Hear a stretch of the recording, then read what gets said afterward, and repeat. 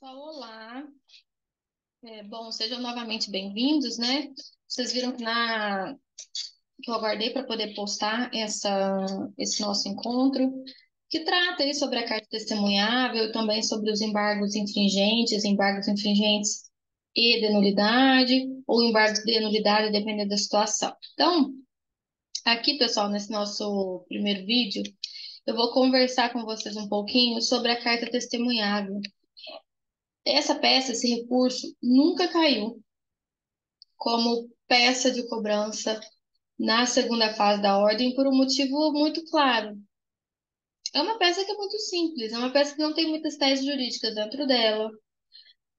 Basicamente, o único tópico que vocês vão rebater em relação a uma eventual conduta de uma determinada vara criminal, razão pela qual não se justifica muito, né, esse pedido, a não ser que seja realmente para deixar algum aluno que não estudou muito cair na pegadinha, o que não é o caso de vocês, mas ela vira e mexe e cai como pergunta, como questionamento ali da questão discursiva.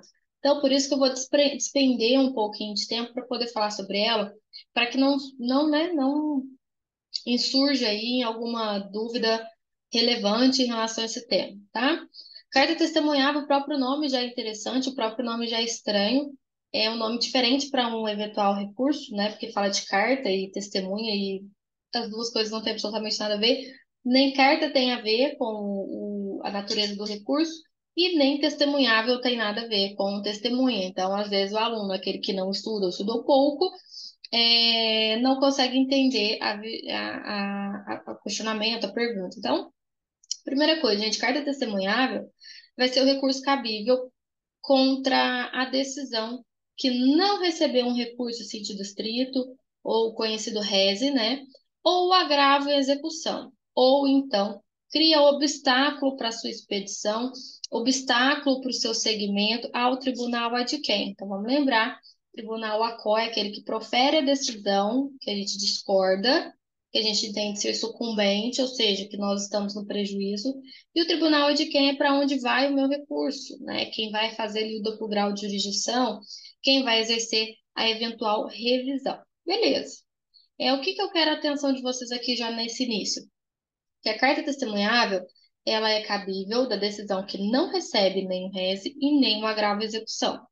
Então, não é cabível carta testemunhável em nenhuma outra hipótese. Entendam, se eventualmente a apelação não for recebida, porque ela está intempestiva, não obedeceu-lhe o prazo de interposição de 5 dias, por exemplo, nesta situação não vai caber a carta testemunhável, vai caber o recurso de distrito lá do artigo 581. Está lá dentro do rol do artigo 581.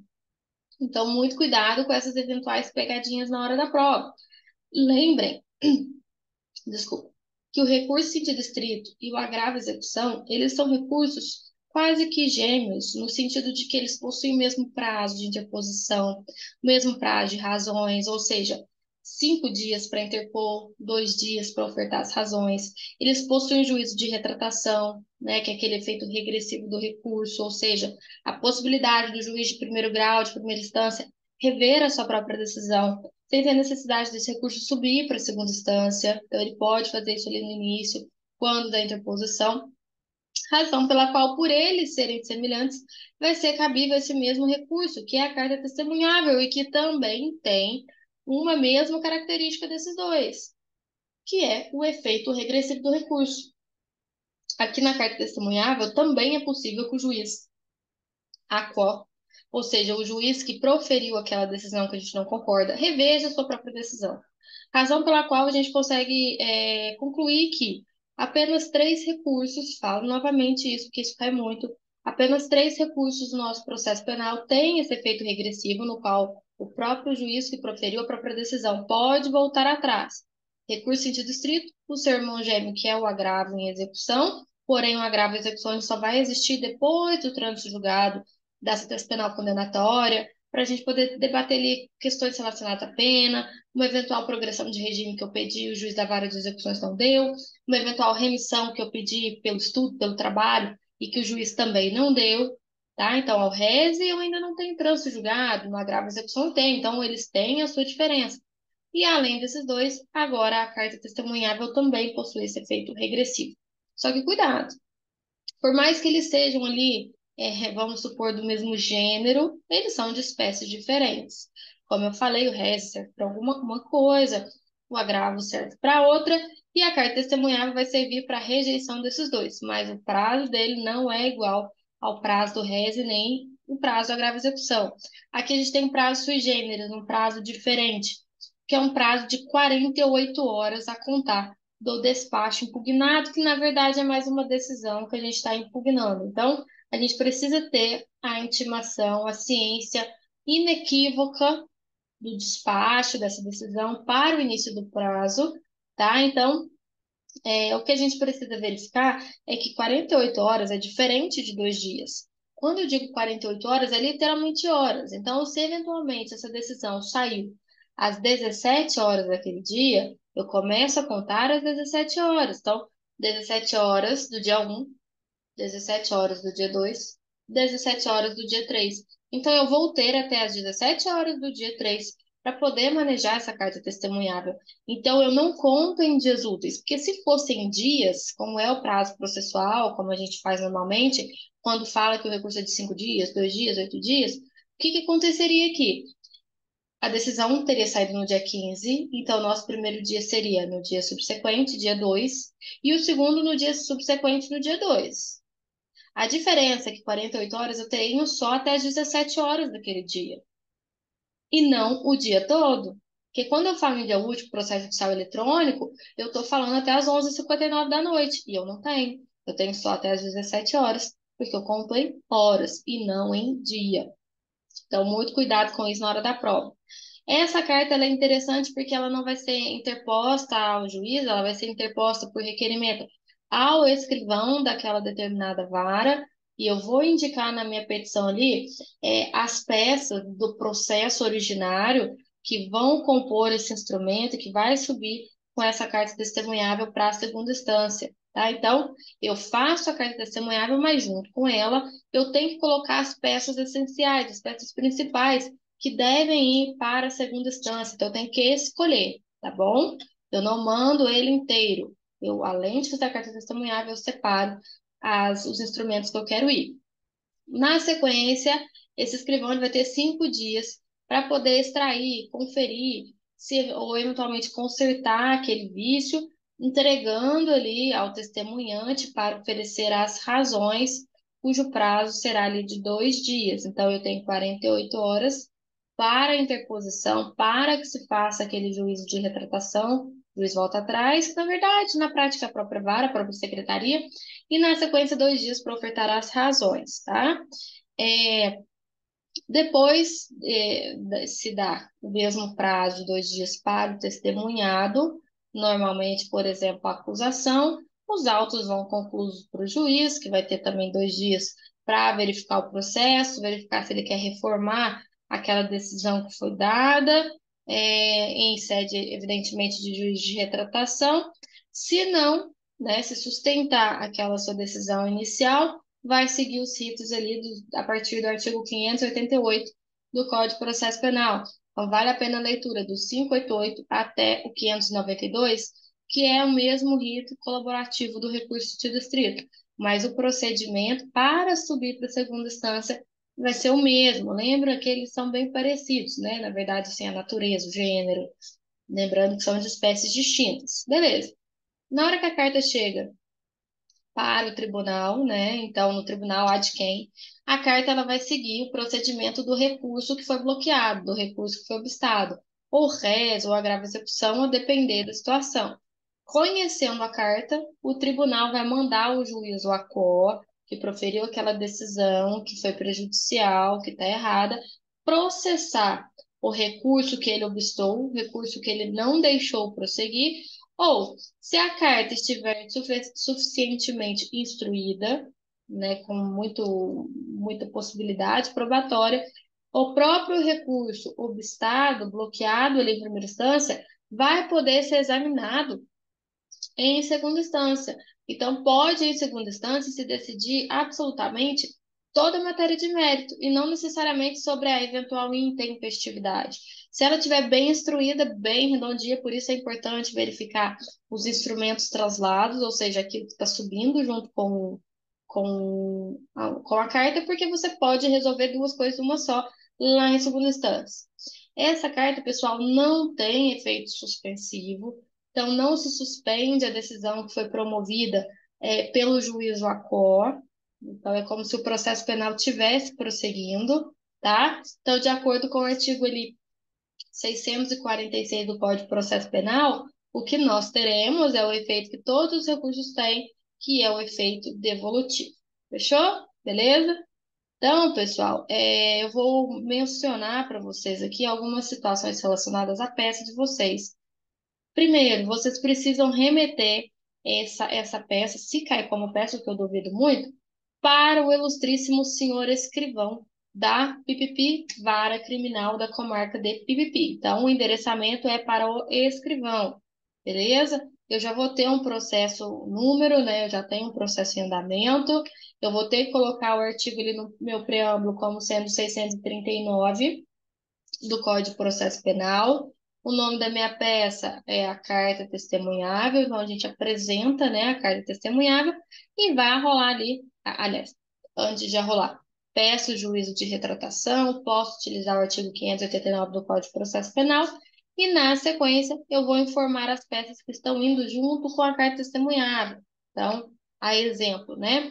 Cópia da decisão que ensejou o recurso denegado, cópia da certidão de intimação dessa decisão, cópia da petição do agravo ou do rese, né, e das razões recursais, cópia do despacho que denegou o procedimento do rese ou que denegou o prosseguimento do agravo e execução, além da procuração, o advogado tem que estar munido de procuração para que essa peça possa subir, e outros documentos que entender ser importante, até mesmo porque lembrando que no tribunal é de quem, lá em segunda instância é possível eles resolverem inclusive o mérito.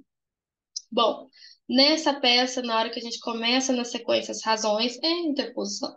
Interposição, na sequência razões, a gente vai fazer como se fosse o reze, como se fosse a apelação, tudo numa folha só, pula uma linha e segue o fio.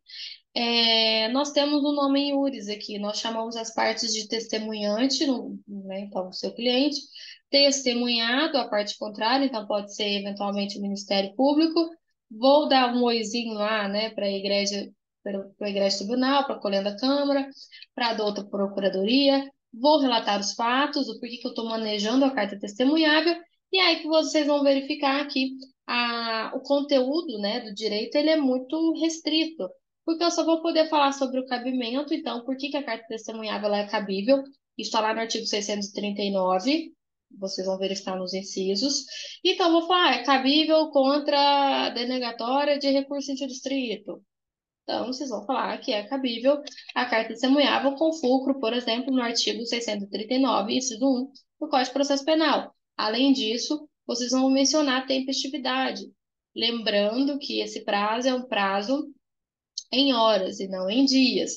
Então, vocês vão ter que falar que a intimação da decisão denegatória do RES se deu às 14 horas do dia, hoje é do dia 12 do 8. São às 14 horas do dia 12 e dia 12 não dá, né? Porque seria um sábado. Vamos botar na segunda. Então, foi dando uma segunda às 14 horas. Então, a carta, ela está sendo apresentada, vocês vão explicar, antes das 14 horas, né, fazendo a contagem direitinho.